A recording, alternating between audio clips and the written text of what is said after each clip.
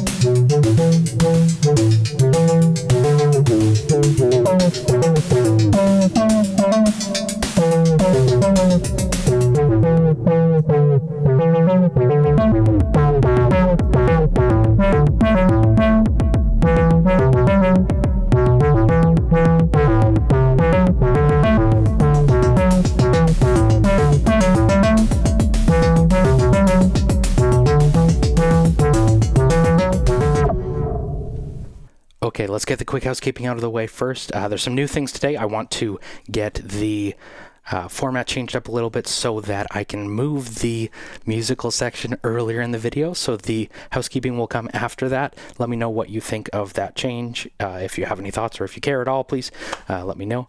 The quick disclaimer, I'm not affiliated with WMD. I'm not, I paid my own money for this one used here locally in Vancouver. I'm not affiliated with them. They didn't send it to me. This isn't sponsored. This may be inaccurate for all of those reasons. I'm just going to share my thoughts, my opinions, my own ramblings in Eurorack. Just to share my thoughts as another person in the community. I'm not a journalist. I'm not here to sell it to you or assess it for you. I'm just here to do just that, share my thoughts. That being said as well, this is just as a stupid thing. This is in a really rough spot in my case for the video because it's made its way into my main case and I really like it. But it is in the opposite corner of where the telescopic stand I usually use is. So the iPad I record on is going to go on the ground and the oscilloscope on the ground as well. And we're kind of, anyway, apologies, but this is just the only way I could wrangle this into working. So hope that's okay. Now, my silly first impressions backstory, I guess, on the WMD Carbon. Let's bring it in here. And I'm just going to generate a different sequence for fun and change the tempo because I don't want y'all to get bored. I'm going to take that reverb off as well. Let's just hear it. Wow, that is way full. So I've considered the Carbon a bit. I mean, it's discontinued, so maybe considering it is probably a bad decision. But I stopped short of picking it up in the past because I thought it was digital, and it is not digital. And I also am curious what your thoughts are on avoiding it because it's digital, which it is not. But I was just like, yeah, you know, it's super compact, but like I have the Qubit Prism as like another digital filter that I really like. Would Carbon be any different beside it? Probably not. But then I was looking recently for just an analog filter that was probably more compact because in my current case I have a 2600 or 2500 clone and I really like it, but it's huge and it has problems, which I'll talk about in another video, just with my specific unit, not with like the design or anything. But I started looking at filters and then this Carbon came up locally and then I was like, oh yeah, what was Carbon again? And I looked it up and I was like, I always thought it was digital, and it is not analog. It is an analog filter in 4HP with analog wave folder too. And honestly, I am absolutely loving it right out of the rip. I don't know why I thought it was digital, but it is not. And let's go through it quick. So what things I like to see in a filter. I'm no subtractive synthesis expert, but I'm going to talk about it anyway. If you're here, you have seen that before. But next to the WMD Javelin, which you're also seeing, I really like the Javelin. The Carbon has it's even more compact at 4 HP, but it has all of the inputs that I like to see in a filter, which for some reason, I don't know what it is in your rack, and I also would put it out to the community to ask, like, someone was telling me that filters don't require a dedicated keyboard or volt per octave input, which the Carbon has, but you can in some ways combine a pitch, a CV, a volt per octave signal with an envelope signal and send them both to a filter that only has one cutoff input. And if that is true or accurate, I'm curious what your thoughts are on that. And my specific example is the Qubit Prism. Like, if I want to do key tracking, then if I want to do it on the Prism, there's no volt per octave input. There's just one cutoff input. And I love to send both key tracking to my filters so that it tracks across the different pitches, but also sending my envelope to the filter so that your VCA, or, well, it doesn't have to be to your VCA, but in this case, and in most cases for me, I like stealing that envelope to open up the filter bit, just to like give your filter a little motion every time that you're sending it some triggers. So the Carbon has both, which is awesome. My 2500 clone has both, which is awesome. But in an example like the Prism, someone was telling me you can actually combine the two, like just use a CV mixer and do that. But I don't think that's actually accurate, because I thought it would, if you stack, right, like the Carbon will open a little bit and it will track. If you stack the voltage on top of the envelope opening, isn't it just going to open the filter all the way, right? Anyway, if you have thoughts on that, just let me know. But that being said, if you look on our patch here, and apologies, it's pretty cramped in here. That is both because this angle isn't the best, but also because 4 HP is very small. So maybe let's just unplug some things so you can see. Chances are you're familiar with the panel if you're here, but if you're not, there is a frequency cutoff. Here, you know what? I'm going to plug in. There's an input, obviously. It is mono, and I think that's okay for something like this that I'm going to use exclusively for my synth voices. So right now, pure sine wave out of the Befacco Pony VCO. I use the same for the demo because I wanted to show you how how much the Carbon can color a pure sine wave. So top to bottom we have frequency or cutoff. Let me try and do this in a way that y'all can see what's going on. Frequency. I'm in low pass mode, and I am using the 4-pole output,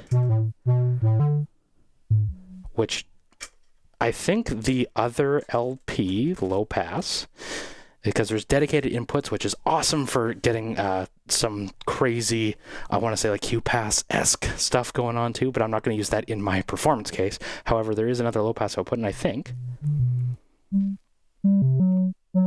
this makes this 1-pole. 1-pole, just a low pass, but you know what I mean.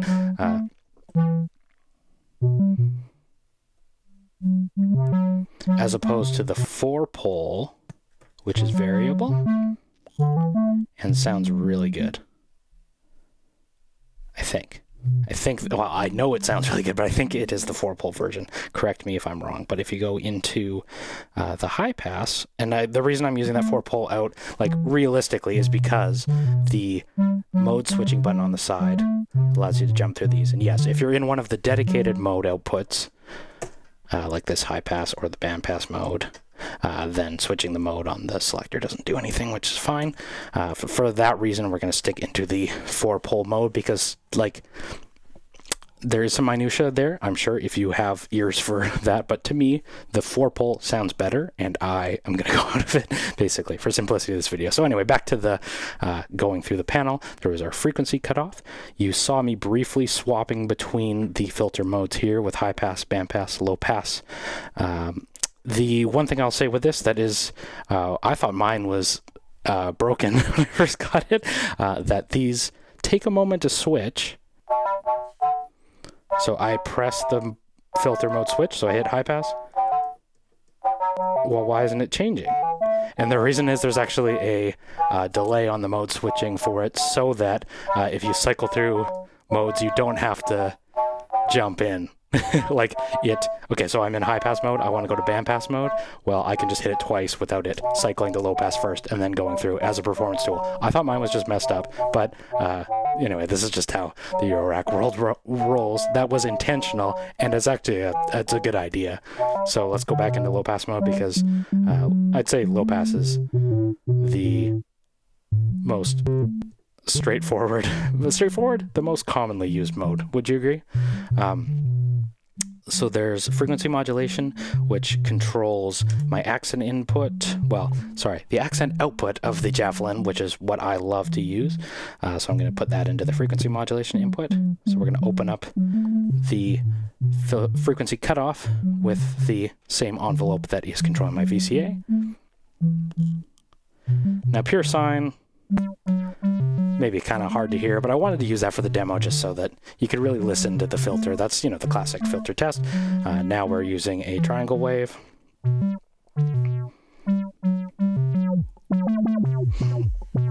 And this thing will not self-oscillate, which I love. I know people always tell me about volt-per-octave tracking and using filters as an oscillator and other stuff like that, and I don't have an interest in using a filter as an oscillator. Is that bizarre? Because I hear about every filter video I watch, including the ones I saw on the Carbon, everyone talks about volt-per-octave tracking and using a filter as a sound source, and for me, I don't like self-oscillation.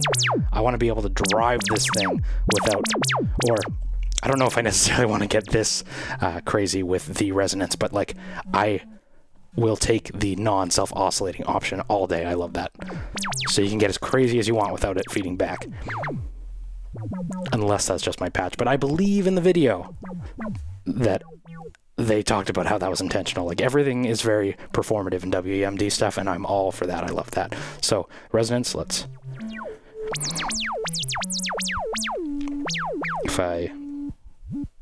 Oh yeah, so again, I should talk about the frequency modulation. Just like most filters, if you tilt it, it's at noon, it doesn't do anything. Tilt it to the right, opens it, sends the voltage positive, sends the voltage negative to the left. So if I'm in, let's go to high pass mode.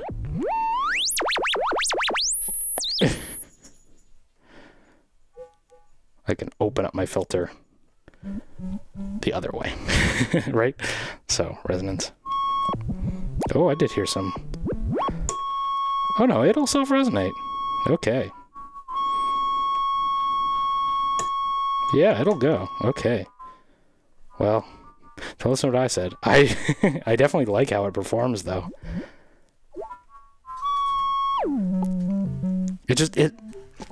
Some filters, you have to be very careful with it, and the Carbon, like, I don't know, again, maybe it's just my patch, but you can just drive it and without having to have those concerns. Now, the, killer feature of this one is the saturation and the wavefolding. And I read a Mod Wiggler thread on this where one of the users was saying that the wavefolder and the saturation were, like, okay, but not very, like, remarkable.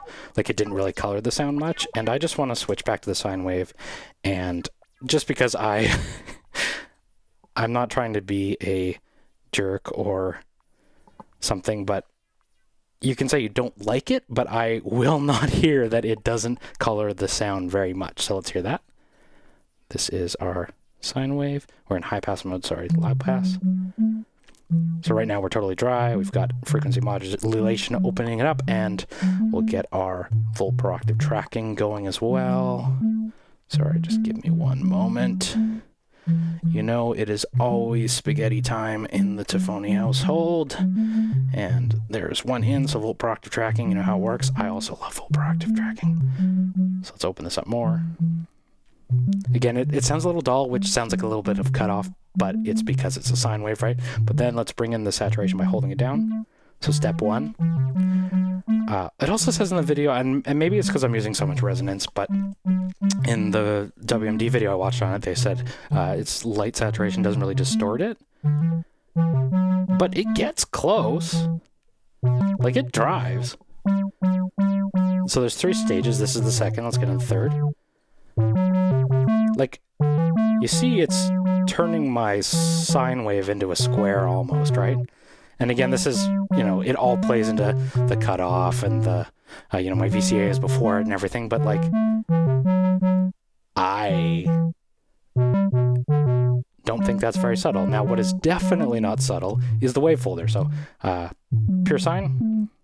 This is going to cause a volume jump too, which is a little unfortunate, but also like that is a wave folder, right? So single tap to wavefold.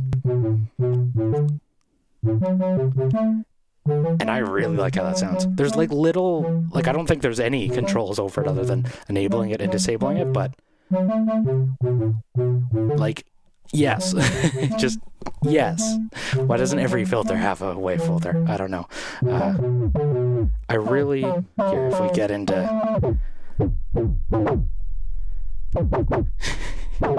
again, the patch too is going to really affect it, right? And speaking of, the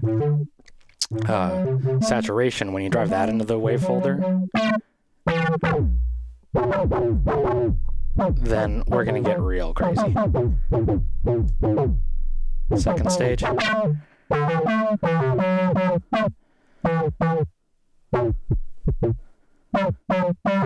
Third stage. Anyway, I won't hear that that is a not very noticeable effect. It just is not true. Sorry. I try and be pragmatic, but like, anyway, very noticeable. Let's try a little something else. Let's try using a different sound source. Let's try the Vert Iter Legio, and then I want to use the strike input as well. So again, if this is concerned to you, the Vert Iter Legio has a stereo output, which we can't use with the Carbon, or the Javelin for that matter, but so just consider that, like, you know, that is one downside of the Carbon, but also 4HP, wave folder, anyway, I don't need to sing its praises more than I already have. I've been singing them enough. So let's go Vert Iter.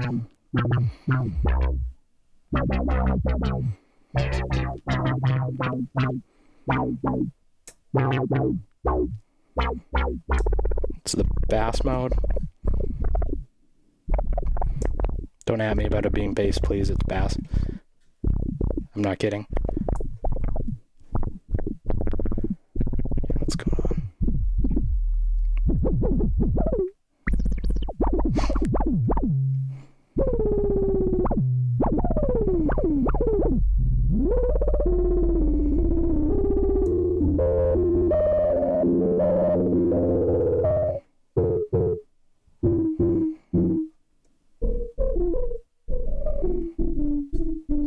Yeah.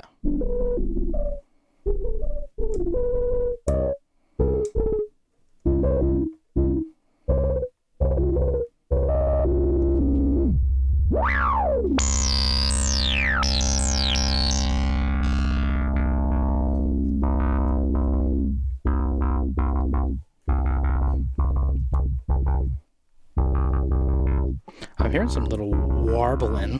Why is that?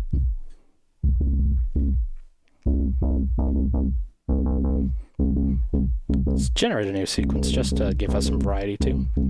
Speed it up a little bit. Shorten my envelopes. Bring in some saturation. More. I feel like all the nuance to this vert.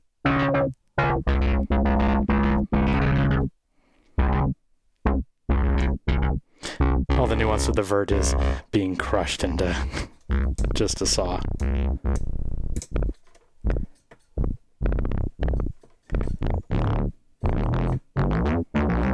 Yeah. Okay, so bass mode, bring in some chorus. Saturation on full. Let's turn it off. That saturation, it just like sounds good. it's one of those things where I'm hard pressed to just like not, more is more. Now what happens if we fold it? Sorry, I'm just curious.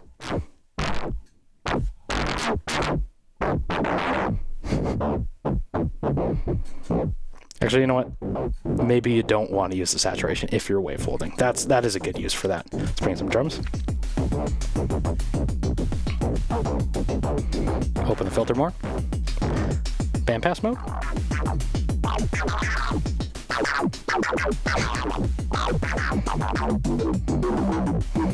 High pass. Use my envelope to open it more. Sounds disgusting. Turn the folder off. This is the saw mode. Lots of chorus, which I love. Let's noodle with the vert a little bit. But we're not here to talk about the vert. Let's talk about the javelin. Let's bring the resonance up.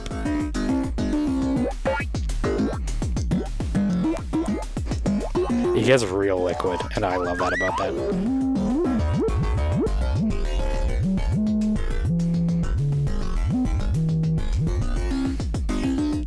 Less resonance. Go back to low pass mode. And open it up. Less resonance. Bring in some saturation. Fold it. Tang. Chorus. Fold off. I don't know. It's just like, what else could you want in a filter?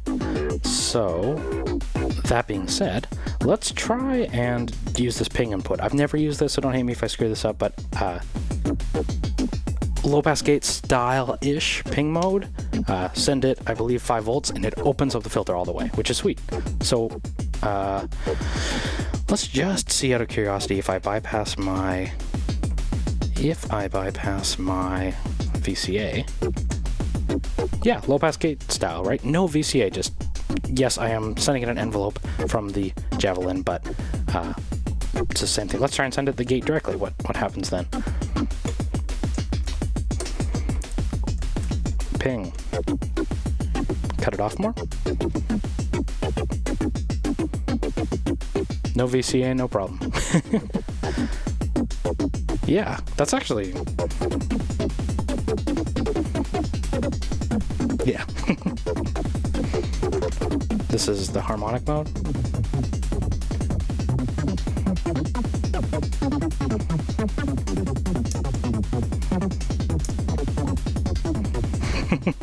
Sorry, I know this is ridiculous.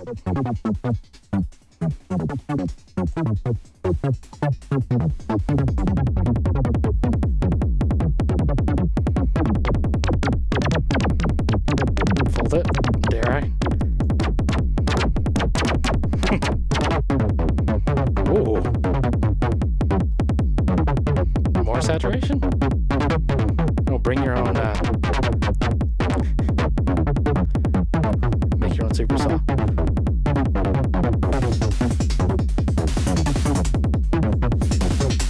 Reverb. Oh, that sounds so good.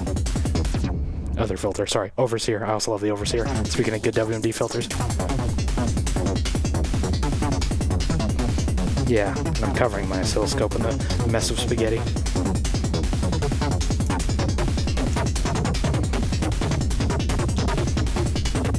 Yeah. Alright, no more ping. Yeah. What can you say about Carbon? Sounds amazing. Very small, lots of features. That wave folder is awesome. Every filter should. Well, I always say that here's the tafony guy pinning the things together on the crazy board. Every envelope should have a VCA. Every filter should have a wave folder. I don't know, because there's also the Rucha Legio by Noise Engineering, which is a digital filter at 6 HP, and it has a wave folder on board, and it also sounds so good. So, like, I don't know. More is probably not the actual hill I would die on, but it is, it works in the case of the Carbon. So, anyway, sorry for my ramblings. I appreciate you. Take care, and I'll talk to you soon.